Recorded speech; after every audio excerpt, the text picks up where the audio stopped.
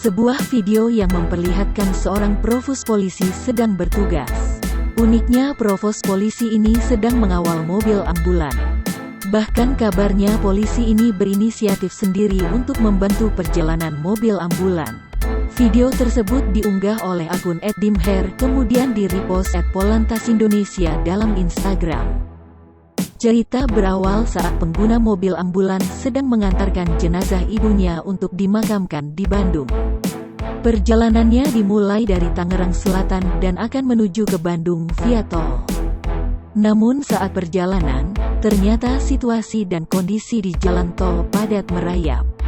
Tiba-tiba muncul provos polisi dengan motor GS1200 yang mencoba membantu memperlancar perjalanan mobil ambulan.